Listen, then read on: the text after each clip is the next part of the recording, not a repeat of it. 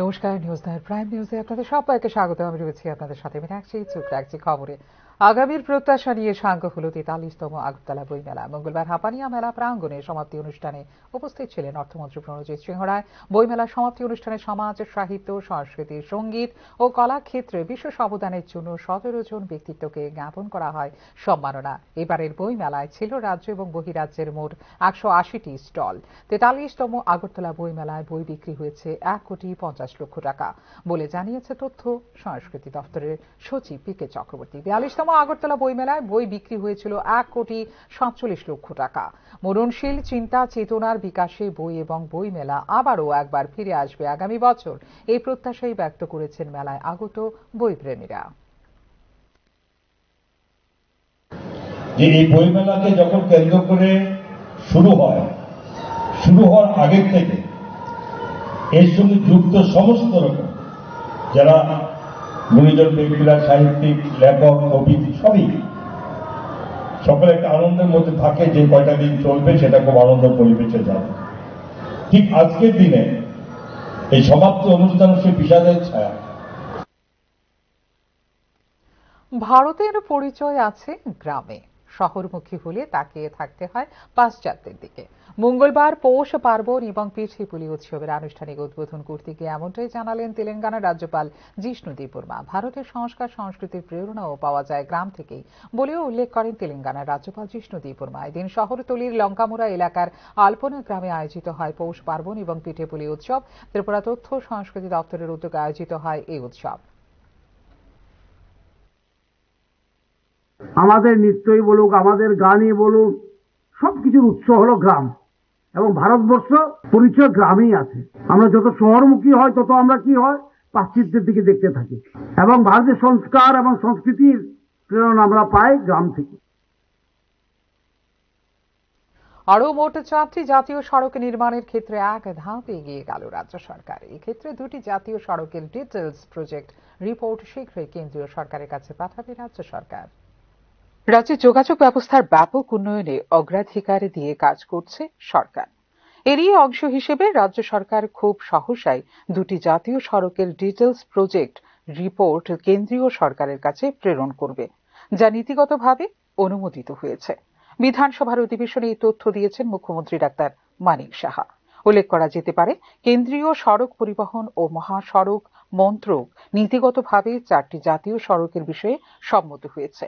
এ সমস্ত সড়কগুলো খুবই গুরুত্বপূর্ণ রাজ্যের জন্য।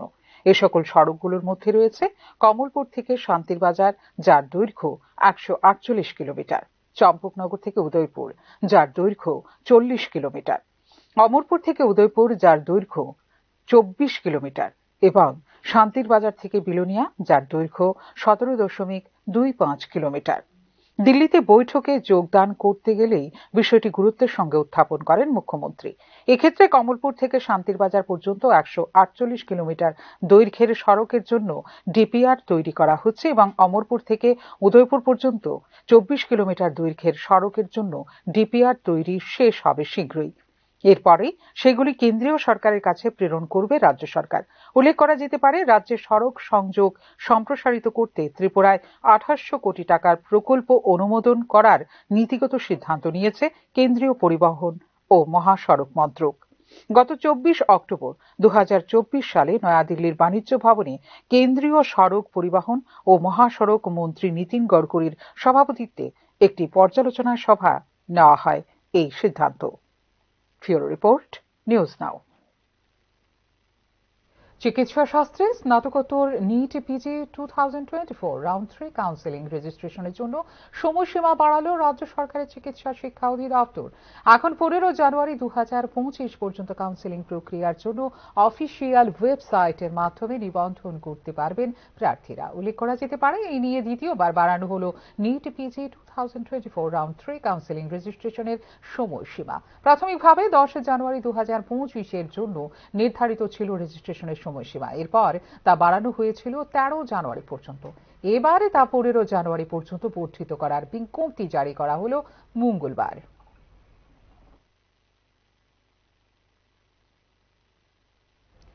এবছর ডিজিপি সম্মাননা পুরস্কার পাচ্ছেন ৭৩ জন বিভিন্ন স্তরের পুলিশ কর্মী। মঙ্গলবারই নির্বাচিত পুলিশ কর্মীদের তালিকা প্রকাশ করেছে রাজ্য সরকার। ২০২৪ সালে রাজ্য পুলিশের শ্রেষ্ঠ থানা হিসেবে যৌথভাবে মনোনীত হয়েছে বীরগঞ্জ পুলিশ স্টেশন এবং দামছড়া পুলিশ স্টেশন। শ্রেষ্ঠ টিএসআর ব্যাটালিয়ন হিসেবে মনোনীত হয়েছে ৩ নম্বর ব্যাটালিয়ন। পুলিশের লাইফ টাইম অ্যাচিভার হিসেবে মনোনীত হয়েছেন অবসরপ্রাপ্ত ইন্সপেক্টর কাজল ঘোষ। শ্রেষ্ঠ জেলা হিসেবে মনোনীত হয়েছে গোমতী জেলা। এছাড়া রাজ্য পুলিশের শ্রেষ্ঠ ক্লার্ক হিসেবে মনোনীত হয়েছেন গোয়েন্দা দপ্তরের প্রধান ক্লার্ক উত্তম বিশ্বাস। বিএড সিস্টেমের জন্য শ্রেষ্ঠ হয়েছে কমলপুর থানা এবং ধলাই জেলা। আগামী ১৬ জানুয়ারি পুলিশ সপ্তাহ দিবসে তাঁদের হাতে তুলে দেওয়া হবে পুরস্কার।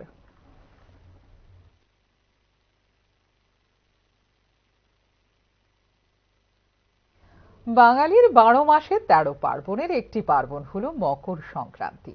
সংক্রান্তি মানেই আলপনা, কীর্তন, হরিলুট, পিঠে পুলি। কিন্তু ডটকমের এই যুগে কোন রকম ভাবে বেঁচে রয়েছে বাঙালির এই সংস্কৃতি। পৌষ মাসের শেষ দিন দেশের বিভিন্ন প্রান্তে উৎসাহ উদ্দীপনার সঙ্গে উদযাপিত হয়ে থাকে লোহড়ী, বিহু, মকর সংক্রান্তি এবং পোঙ্গল। প্রত্যেকটি প্রাণবন্ত উৎসব। এই উৎসবগুলি সূর্যের উত্তরণ এবং ফসল কাটার উদযাপনকে তুলে ধরে। তবে এই উৎসবগুলির সাংস্কৃতিক প্রেক্ষাপট ভিন্ন। প্রকৃতির প্রতি সাধারণ মানুষের কৃতজ্ঞতার প্রতীক এসব উৎসব উদযাপন। বাঙালির জন্য মকর সংক্রান্তি হল আলপনা, কীর্তন, হরিলুট, পিঠেপুলি। পৌষ বা মকর সংক্রান্তি বাঙালি সংস্কৃতির একটি বিশেষ উৎসব বা বিশেষ ঐতিহ্যবাহী দিন। বাংলা মাস অনুযায়ী পৌষ মাসের শেষ দিনটিতে করা হয় এই উৎসব। কিন্তু আজকালের গর্ভে হারিয়ে যেতে পথে বসেছে বাঙালির এই চিরন্তন সংস্কৃতি। আর এই ক্ষেত্রে প্রথম সারিতে রয়েছে আলপনা। বাজারে রঙের বাড়তে থাকা চাহিদা এবং বিক্রির দাপটে ক্রমশ কোণঠাসা হয়ে পড়ছে বাংলার আদি ও অকৃত্রিম আলপনা দেওয়ার ঐতিহ্য। তারপরেও ত্রিপুরার শহরতলি এবং গ্রামাঞ্চলে কোন রকমে টিকে রয়েছে আলপনার রেওয়াজ। মকর সংক্রান্তির প্রভাবিত হয়েছে কীর্তনের সংস্কৃতিও। সংক্রান্তির বিকেলে বাড়ি বাড়ি ঘুরে কীর্তনের রেওয়াজ আজ সীমাবদ্ধ হয়ে পড়েছে শুধুমাত্র গ্রামীণ এলাকাগুলিতে। আলপনাকে কেন্দ্র করে ফল এবং মিষ্টি বিতরণের মধ্য দিয়ে কীর্তনের সেই সংস্কৃতি আজ হ্রাস পেয়েছে অনেকটাই।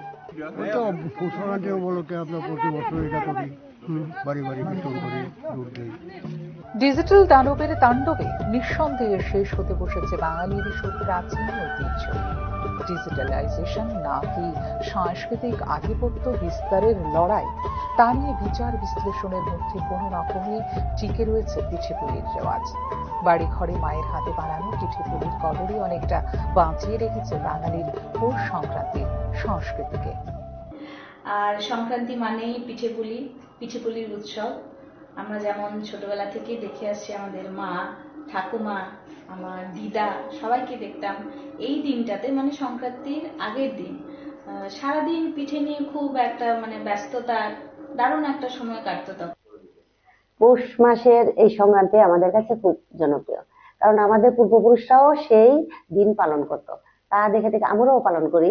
সেই দিন আমরা নানান পিঠে, নানা রকম রান্না করে পূর্বপুরুষের নামে তা করে তারপরে সবাই মিলে বিকাল বেলা কীর্তনের একটা করে, সেই কীর্তনেও আমরা করি, যোগদান করি। সংস্কৃতির মৃত্যু নেই, জন্ম আছে। এই জন্ম আদতে যুক্ত হওয়া, এক সংস্কৃতির মানুষজনের অন্য সংস্কৃতিকে আপন করে নেওয়া, এই আপন করে নিতে নিতে নিজের সংস্কৃতি যেন মেঘে ঢাকা তারা। অনুজ্জ্বলা খুঁজে নিতে হয় বছরের একটি দিন। সংস্কারের সঙ্গে যুক্ত সংস্কৃতি, সংস্কারের শিক্ষাটা আমরা পেয়ে থাকি পরিবার থেকে। সংস্কৃতি আসে সংস্কারের পথ ধরে। সংস্কার আমাদের বিনীত করে, শ্রদ্ধা জাগায়, নিজেদের চিনতে শেখায়। তাই নিজেদের স্বার্থে রক্ষা করতে হবে আমাদের হারিয়ে যেতে চলা সংস্কৃতি। ব্যুরো রিপোর্ট, নিউজ নাও। সরকারি জমি দখল করার প্রবণতা জারি রয়েছে শহর আগরতলায়। এক্ষেত্রে মোট 31.47 একর সরকারি জমি দখল করে রেখেছে অবৈধ দখলদাররা, পরিসংখ্যানে জানিয়েছে রাজ্য সরকার। আগরতলা শহরে মোট ৩১.৪৭ একর সরকারি জমি অবৈধ দখলদারদের হাতে রয়েছে। তথ্য পরিসংখ্যান দিয়েই এই কথা জানিয়েছে রাজ্য সরকার।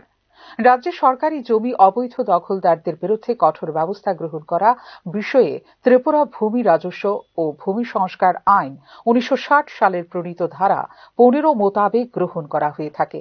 ওই ধারায় বিনা বিধির সঙ্গত অধিকারে কেউ সরকারের কোনো জমি দখল করলে বা করতে থাকলে তাকে অনধিকার দখলকারী বলে গণ্য করা হবে। শুধু তাই নয়, উপযুক্ত কর্তৃপক্ষ কর্তৃক ওই ভূমি হতে অবৈধ দখলদারদের সরাসরি উৎখাত করতে পারবে সরকার। আইন অনুযায়ী ওই ভূমির উপর স্থিত দালান বা অন্য নির্মাণ কর্তৃপক্ষ কর্তৃক নির্ধারিত সময়ের মধ্যে অপসারিত না হলে সরকার তা বাজেয়াপ্ত এবং উপযুক্ত কর্তৃপক্ষের আদেশ অনুযায়ী হস্তান্তরিত করতে পারবে। কিন্তু এইরূপ দালান বা অন্য নির্মাণ কার্যের বাজেয়াপ্তকরণের আদেশের পরিবর্তে উপযুক্ত কর্তৃপক্ষ তাহার সম্পূর্ণ বা আংশিক ধ্বংসের আদেশ দিতে পারবেন বলে বিধান রয়েছে আইনে, জানিয়েছে সরকার। এক্ষেত্রে দখলকারীর অর্থদণ্ডও হতে পারে এবং অর্থের পরিমাণ উপযুক্ত কর্তৃপক্ষ কর্তৃক ওই জমির বার্ষিক মূল্যায়ন স্থির করা হবে এবং এই অর্থরাশি বকেয়া ভূমি রাজস্ব স্বরূপ আদায়যোগ্য হবে বলে বিধানসভায় জানিয়েছে সরকার। অবৈধ দখলদারদের বিরুদ্ধে কঠোর ব্যবস্থা গ্রহণের জন্য Tripura public premises eviction of unauthorised occupants আইন ১৯৮৩ সালে প্রণয়ন করা হয়েছে, যার সাহায্যে সরকারি জমি বেআইনিভাবে দখলদারদের উচ্ছেদের গুরুত্বপূর্ণ সহায়ক বলে দাবি করেছে সরকার। উপরোক্ত Tripura public premises eviction of unauthorised occupants আইন ১৯৮৩ মোতাবেক সরকারি জমি পুনরুদ্ধারের জন্য জেলা ম্যাজিস্ট্রেটদের ক্ষমতা হস্তান্তর করা আছে বলেও জানিয়েছে সরকার। এদিকে তাৎপর্যপূর্ণভাবে সরকারি জমি অবৈধ দখলদার মুক্ত করার জন্য আপাতত কোনো পরিকল্পনা নেই বলে স্পষ্টই জানিয়েছে রাজ্য সরকার, যা নিয়ে ইতিমধ্যেই তৈরি হয়েছে এক প্রস্থ বিতর্ক। Bureau report, news now. তীর্থমুখীর মেলা উপলক্ষে দক্ষিণ ত্রিপুরা জেলা, ধলাই জেলা এবং গোমতী জেলায় মোতায়েন রয়েছে ভারতীয় সীমান্তরক্ষী বাহিনী। এই ক্ষেত্রে গোমতী নদী, ডুম্বুর নদে টহল দিচ্ছে বিএসএফ। এদিকে মঙ্গলবার তীর্থমুখীর মেলা প্রাঙ্গণে লক্ষ্য করা গেছে প্রচুর ভক্ত সমাগম। মকর সংক্রান্তি উপলক্ষে দক্ষিণ ত্রিপুরা জেলার তীর্থমুখে আয়োজন করা হয়েছে তীর্থমুখ পৌষ সংক্রান্তি মেলার।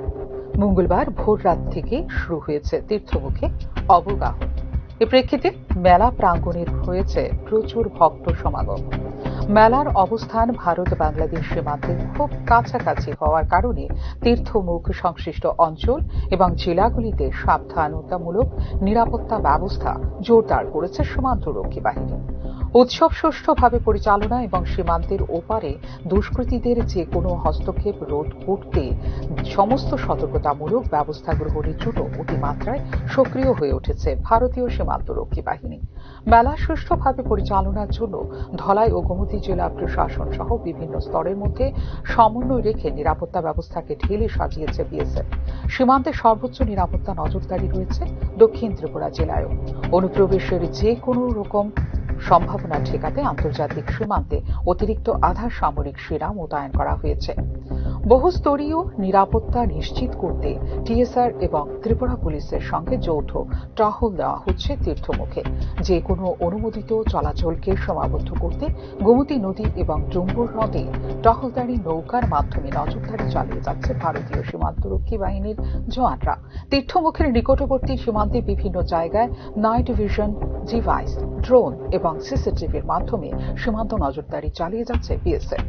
ভারত বাংলাদেশ সীমান্ত সড়ক বরাবর তীর্থযাত্রীদের চলাচলের সুবিধার্থে ট্যাক্সি অপারেটর অ্যাসোসিয়েশন এবং বোট অ্যাসোসিয়েশনের মতো স্থানীয় অংশীদারদেরও নিযুক্ত করেছে স্থানীয় প্রশাসন। স্থাপন করা হয়েছে মোবাইল চেকপোস্ট। যানবাহনের গতিবিধি লক্ষ্য রেখে নিয়মিত চেকিং এর মাধ্যমে পরিচয় যাচাই করা হচ্ছে তীর্থমুখ মেলার অংশগ্রহণকারীদের। এদিকে মকর সংক্রান্তি উপলক্ষে তীর্থমুখে প্রায় ৭০,০০০ ভক্ত সমাগম হয়েছে বলে জানিয়েছে স্থানীয় প্রশাসন। ব্যুরো রিপোর্ট, নিউজ নাও। আমাদের সংস্কৃতি হচ্ছে আমাদের পরিচয়, যে কোনো উৎসবে প্রতিপালন করতে হবে উৎসাহ উদ্দীপনার মধ্য দিয়ে। মঙ্গলবার হাংরাই তেরো অর্থাৎ সংক্রান্তি উৎসব উদ্বোধন করে এমনটাই জানান তেলেঙ্গানার রাজ্যপাল জিষ্ণু দেববর্মা। এদিন খুমলুঙে হুকুম মুকুম বদলের দ্বারা আয়োজিত হয় এই সংক্রান্তি উৎসব। এদিনের অনুষ্ঠানে বক্তব্য রাখতে গিয়ে এবারেই হায়দ্রাবাদে প্রথমবারের মতো থ্রেং উৎসব পালন করা হয় বলেও জানিয়েছেন তেলেঙ্গানার রাজ্যপাল জিষ্ণু দেববর্মা।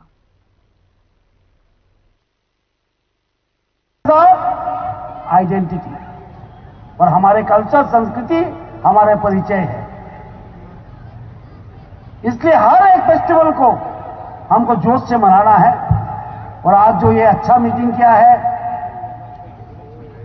मुझे बहुत अच्छा लगा है, इसलिए मैं आया कि बहुत दिन बाद। নিয়ে নিচ্ছে ছোট্ট বিজ্ঞাপন বিরতির পর ফিরে আসবো অন্যান্য খবরের সঙ্গে থাকুন। আপনি দেখছেন নিউজ নাও, আমরা জানি কোনটা খবর। প্রথম আলো এলো শুদ্ধ সকাল, শুদ্ধ সলিলে আজ বাজালো ত্রিতাল, মন্দিরে শুদ্ধ পূজার ধ্বনি, অগ্নি শুদ্ধ হলো সিঞ্জিনী, পরিণীতা নারী তুমি অনুপমা, শুদ্ধ সোনায় সাজো হে নিরুপমা। শুদ্ধতার স্বর্ণ মন্দির, কালিকা জুয়েলার্স, আগরতলা। একটু চেষ্টাতেই দুল লেগে যায় নববধূর কানে, একটু চেষ্টাতেই মানিয়ে নেওয়া যায় বিবাহিত জীবনে। নানা অনুভূতি জড়ানো বিয়ের গয়না, শ্যাম সুন্দর কোম্পানি জুয়েলার্স। আপনি দেখছেন নিউজ নাও, আমরা জানি কোনটা খবর। বিরতির পর স্বাগত। চোখ রাখছি অন্যান্য খবরে। অন্যান্য বাণিজ্যিক ব্যাংকের মতোই আধুনিক সুযোগ সুবিধা সম্পূর্ণ মডেল শাখার উদ্বোধন করল ত্রিপুরা গ্রামীণ ব্যাংক। মঙ্গলবার নতুন নগর বাজার এলাকায় উদ্বোধন করা হয় এই শাখার। গ্রামীণ ব্যাংকের নতুন এই ব্যাংক শাখার উদ্বোধন করেন মুখ্য সচিব জি.কে. সিনহা। রাজ্যের অর্থনীতিতে উল্লেখযোগ্য ভূমিকা পালন করছে ত্রিপুরা গ্রামীণ ব্যাংক, যার কারণে অরুণাচল প্রদেশে সদ্য আয়োজিত আঞ্চলিক গ্রামীণ ব্যাংক সম্মেলনে বিশেষভাবে সম্মানিত হয়েছে ত্রিপুরা গ্রামীণ ব্যাংক বলে জানিয়েছেন মুখ্য সচিব জি.কে. সিনহা। অনুষ্ঠানে উপস্থিত ছিলেন ত্রিপুরা গ্রামীণ ব্যাংকের চেয়ারম্যান সত্যেন্দ্র সিং। উল্লেখ করা যেতে পারে, ত্রিপুরায় সবচেয়ে বেশি ব্যাংক শাখা রয়েছে গ্রামীণ ব্যাংকের।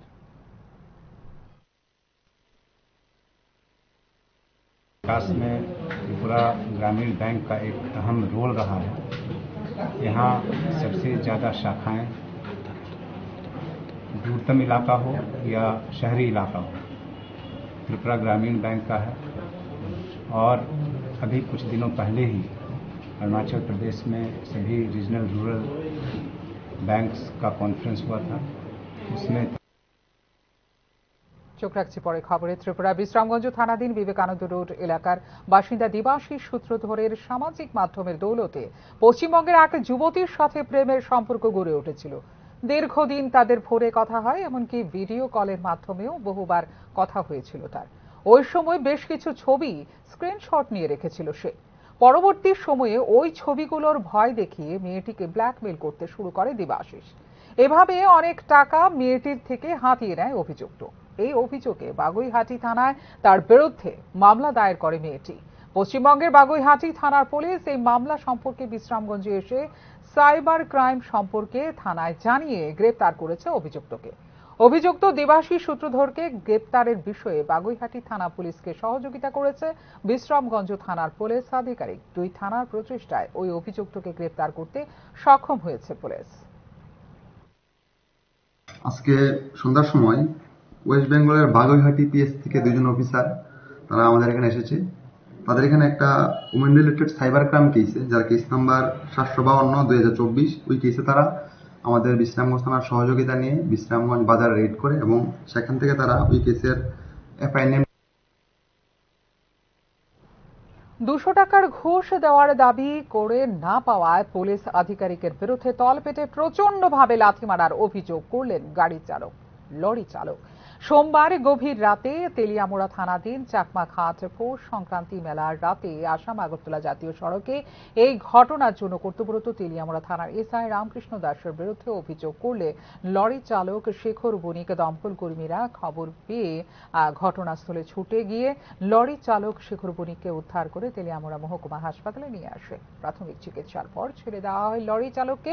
ইতিপূর্বে থানা চত্বরে মদমত্ত অবস্থায় উচ্ছৃঙ্খল পরিবেশ সৃষ্টি করার কারণে চাকুরি থেকে সাময়িক বরখাস্ত করা হয়েছিল এসআই রামকৃষ্ণ দাসকে।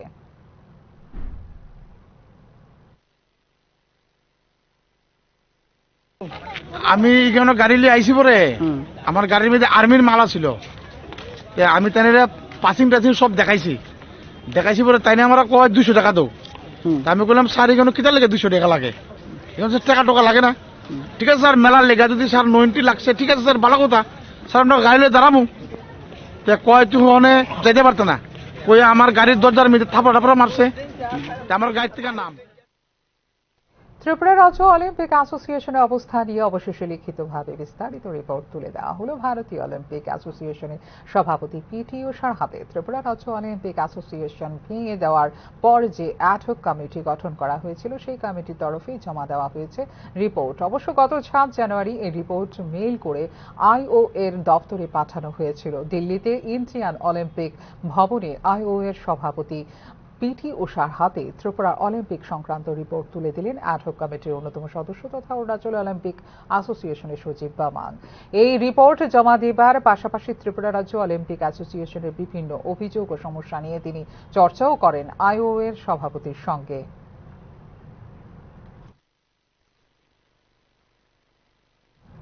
এখনকার মতো এই মুহূর্তের সংবাদ এই পর্যন্ত। অন্যান্য আপডেটস দেখার জন্য অবশ্যই নজর রাখতে হবে নিউজ নাওর পর্দায়। নমস্কার, শুভরাত্রি।